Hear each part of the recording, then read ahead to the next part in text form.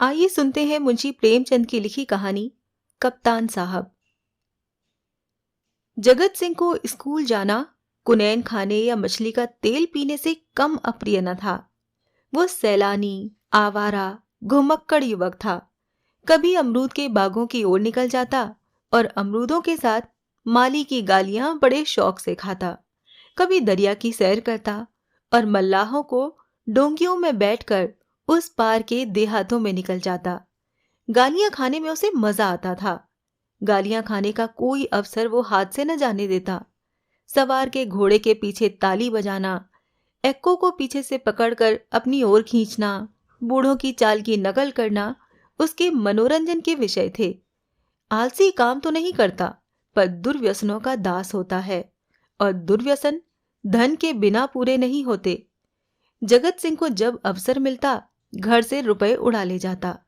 नगद न मिले तो बर्तन और कपड़े उठा ले जाने में भी उसे कोई संकोच न होता था। घर में शीशियां और बोतलें थीं, वो सब उसने एक एक करके गुदड़ी बाजार पहुंचा दी। पुराने दिनों की कितनी चीजें घर में पड़ी थीं, उसके मारे एक भी न बची। इस कला में ऐसा दक्ष और निपुण था कि उसकी चतुराई और पटुता पर आश्चर्य होता था। एक बार बाहर ही बाहर केवल कारणियों के सहारे अपने 2 मंजिला मकान की छत पर चढ़ गया और ऊपर ही से पीतल की एक बड़ी थाली लेकर उतर आया। घर वालों को आहट तक न मिली। उसके पिता ठाकुर भगत सिंह अपने कस्बे के डाकखाने के मुंशी थे। अफसरों ने उन्हें शहर का डाकखाना बड़ी दौड़ धूप करने के बाद दिया था, किंतु भगत सिंह जिन इरादों से यहाँ आए थे उनमें से एक भी पूरा न हुआ। उल्टी हानि ये हुई कि देहातों में जो भाजी, साग, उपले, ईंधन मुफ्त मिल जाते थे, वो सब यहाँ बंद हो गए। यहाँ सबसे पुराना घराव था, न किसी को दबा सकते थे और न सता सकते थे। इस दुर्वस्था में जगत सिंह की हथलपकियां बहुत अखरतीं। उन्होंने कितनी ही बार उसे बड़ी निर्दयता से पीटा।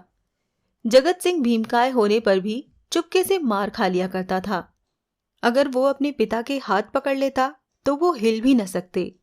मगर जगत सिंह इतना सीना जोर न था।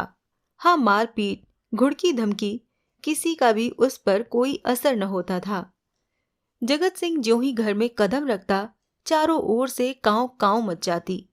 माँ दूर दूर करके दौड़ती, बहनें गालियां देने लगती, मानो घर में कोई सांड घुसाया हो। घर वाले उसकी सूरत से जलते थे। इन तिरस्कारों ने उसे निर्लज्ज बना दिया था।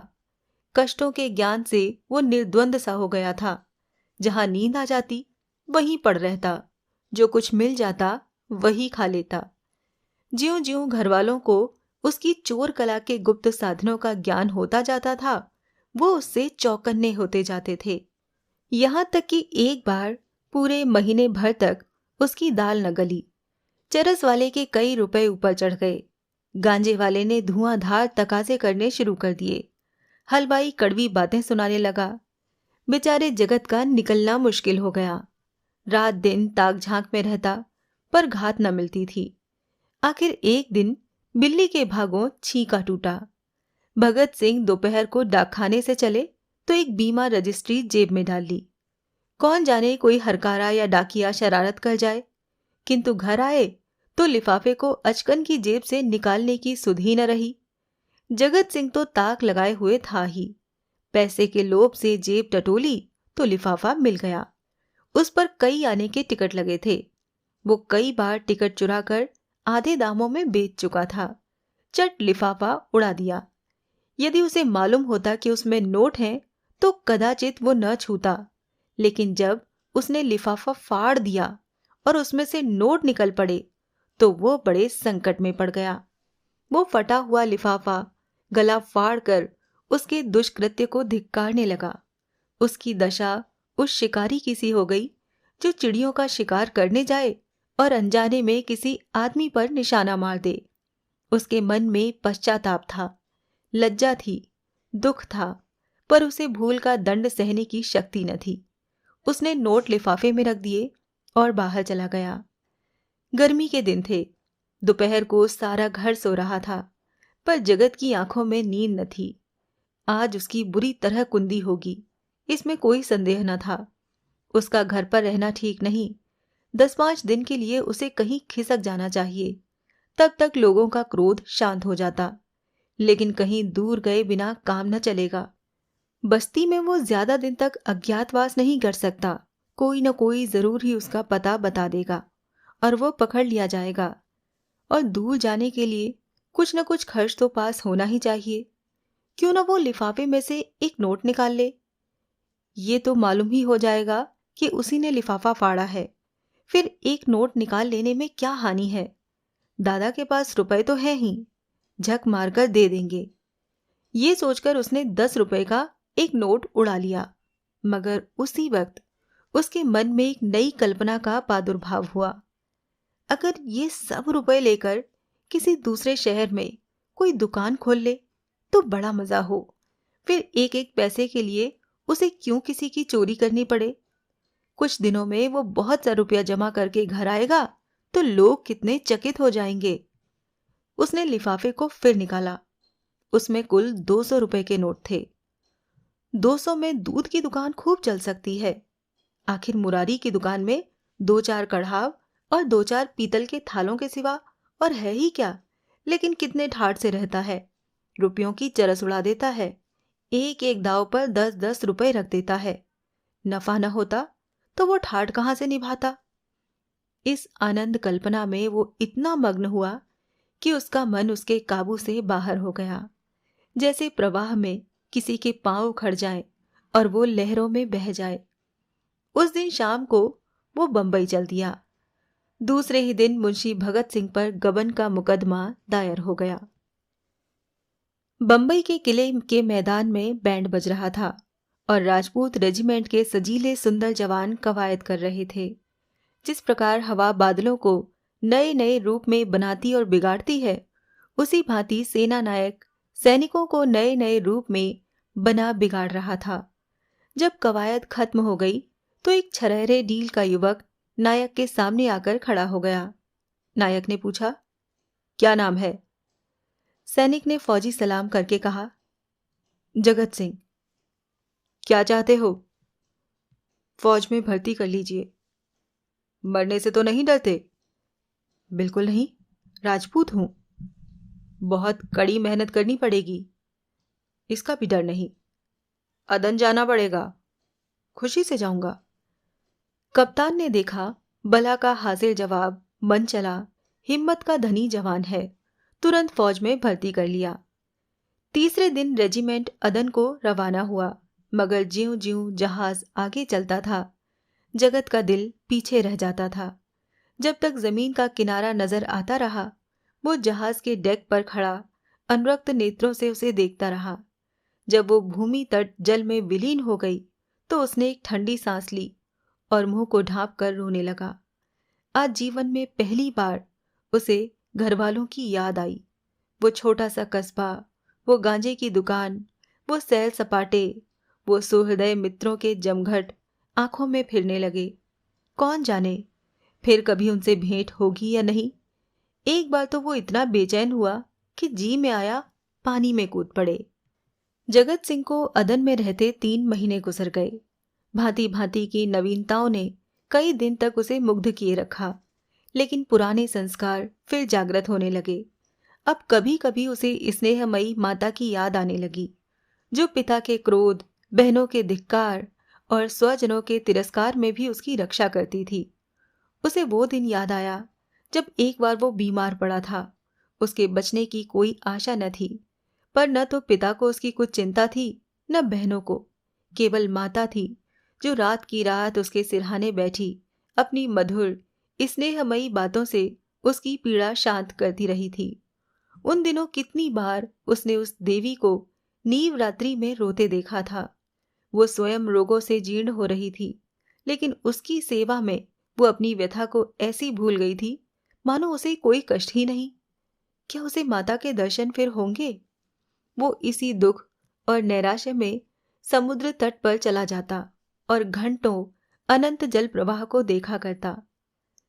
कई दिनों से उसे घर पर एक पत्र भेजने की इच्छा हो रही थी, किंतु लज्जा और ग्लानि के कारण वो टालता जाता था।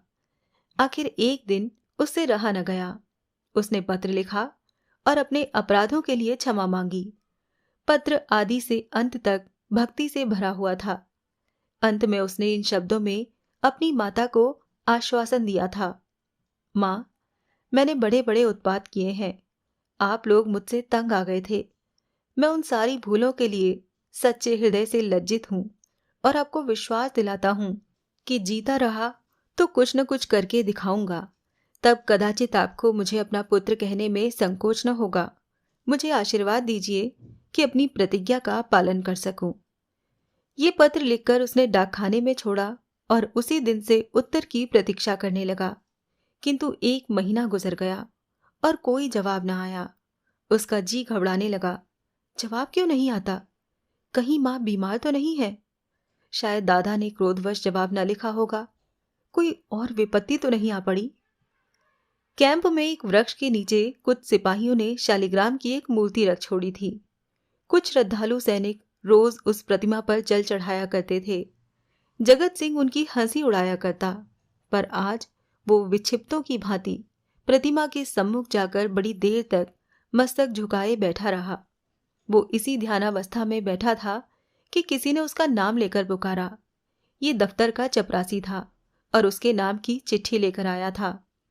जगत सिंह ने पत्र हाथ में लिया तो उसकी सारी देह कांप उठी।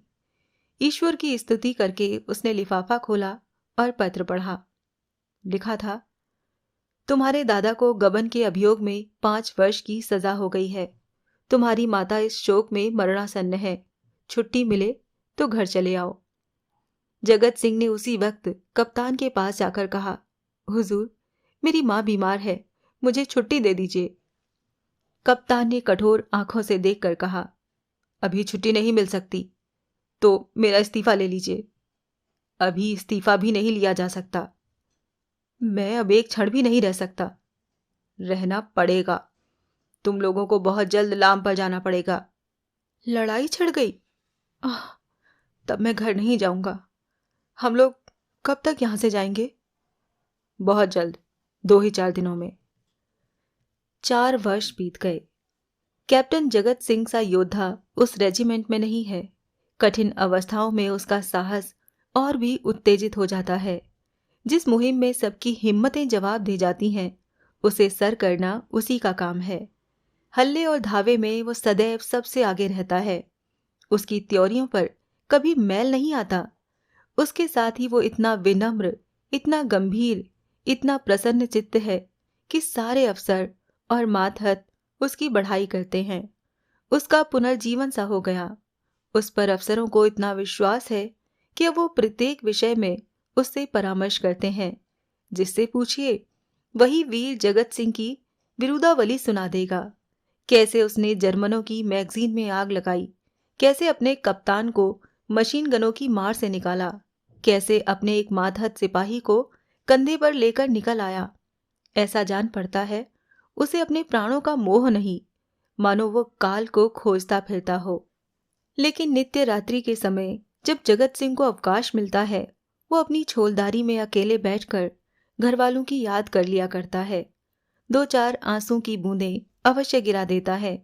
वो प्रति मास अपने वेतन का बड़ा भाग घर भेज देता है और ऐसा कोई सप्ताह नहीं जाता जबकि वो माता को पत्र न लिखता हो। सबसे बड़ी चिंता उसे अपने पिता की है, जो आज उसी के दुष्कर्मों के कारण कारावास की यातना झेल रहे हैं।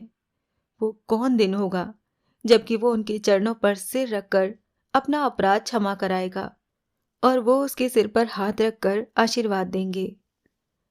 4.25 वर्ष बीत गए। संध्या का समय है। नैनी जेल के द्वार पर भीड़ लगी हुई है। कितने ही कैदियों की मियाद पूरी हो गई है। उन्हें लेवा जाने के लिए उनके घर वाले आए हुए हैं, किंतु बूढ़ा भगत सिंह अपनी अंधेरी कोठरी में सिर झुकाए उदास बैठा हुआ है। उसकी कमर झुककर कमान हो गई है। देह अस्थि पंजर मात्र रह गई है। ऐसा जान पड़ता है किसी चतुर शिल्पी ने एक अकाल पीड़ित मनुष्य की मूर्ति बनाकर रख दी है। उसकी भी मियाद पूरी हो गई है, लेकिन उसके घर से कोई नहीं आया। आए कौन? आने वाला था ही कौन? एक बूढ़े किंतु हष्ट पुष्ट कैदी ने आकर उसका कंधा हिलाया और बोला, कहो भगत, कोई घर से आया? भगत सिंह ने कंपित कंठ स्वर में कहा। घर पर है ही कौन? घर तो चलोगे ही। मेरा घर कहाँ है? तो क्या यहीं पड़े रहोगे? अगर ये लोग निकाल न देंगे तो यहीं पड़ा रहूंगा। आज 4 साल के बाद भगत सिंह को अपने प्रताड़ित निर्वासित पुत्र की याद आ रही है, जिसके कारण जीवन का सर्वनाश हो गया, आबरू मिट गई, घर बर्बाद हो गया। उसकी स्मृति भी असहाय थी, किंतु आज नैराश्य और दुख के अथाह सागर में डूबते हुए उन्होंने उसी तिनके का सहारा लिया। न जाने उस बेचारी की क्या दशा हुई। लाख बुरा है तो भी अपना लड़का है, खानदान की निशानी तो है। मरूंगा तो 4 आंसू तो बहाएगा, 2 चुल्लू पानी तो देगा। हाय, मैंने उसके साथ कभी प्रेम का व्यवहार नहीं किया।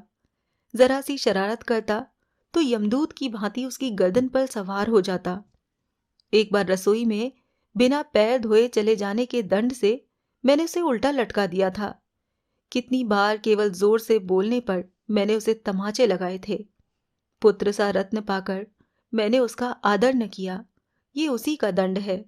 जहां प्रेम का बंधन शिथिल हो, वहां परिवार की रक्षा कैसे हो सकती है? सवेरा हुआ, आशा का सूर्य निकला। आज उसकी रश्मियां कितनी कोमल और मधुर थीं।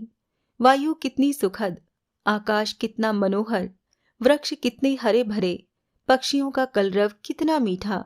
सारी प्रकृति आशा के रंग में रंगी हुई थी, पर भगत सिंह के लिए चारों ओर अंधकार था। जेल का अफसर आया। कैदी एक पंक्ति में खड़े हुए थे। अफसर एक एक का नाम लेकर रिहाई का परवाना देने लगा। कैदियों के चेहरे आशा से प्रफुल्लित थे। जिनका नाम आता वो खुश खुश अफसर के पास जाता, परवाना लेता, झुककर सलाम करता और तब अपने विपत्ति काल के संगियों से गले मिलकर बाहर निकल जाता। उसके घरवाले दौड़कर उससे लिपट जाते। कोई पैसे लौटा रहा था, कहीं मिठाइयां बांटी जा रही थीं, कहीं जेल के कर्मचारियों को इनाम दिया जा रहा था। आज नरक के पुतले विनम्रता के देवता बने हुए थे। अंत में भगत सिंह का नाम आया। वो सिर झुकाए आहिस्ता आहिस्ता जेलर के पास गए और उदासीन भाव से परवाना लेकर जेल के द्वार की ओर चले, मानो सामने कोई समुद्र लहरें मार रहा है। द्वार से बाहर निकलकर वो जमीन पर बैठ गए। कहाँ जाएं? सहसा उन्होंने एक सैनिक अफसर को घोड़े पर सवार जेल की ओर आते देखा। उसकी देह पर खाकी वर्दी थी, सिर पर कालचोबी साफा, अजीब शान से घोड़े पर बैठा हुआ था। उसके पीछे पीछे एक फिटन आ रही थी। जेल के सिपाहियों ने अफसर को देखते ही बंदूकें संभाली और लाइन में खड़े होकर सलाम किया। भगत सिंह ने मन में कहा, एक भाग्यवान वो है जिसके लिए फिटन आ रही है, और एक अभागा मैं हूं जिसका कोई कहीं ठिकाना नहीं। फौजी अफसर ने इधर उधर देखा और घोड़े से उतरकर सीधे भगत सिंह के सामने आकर खड़ा हो गया। भगत सिंह ने उसे ध्यान से देखा और तब चौंक कर उठ खड़ा हुआ और बोला, अरे बेटा जगत सिंह। जगत सिंह रोता हुआ उनके पैरों पर गिर पड़ा। अभी आपने सुनी मुंशी प्रेमचंद की लिखी कहानी कप्तान साहब।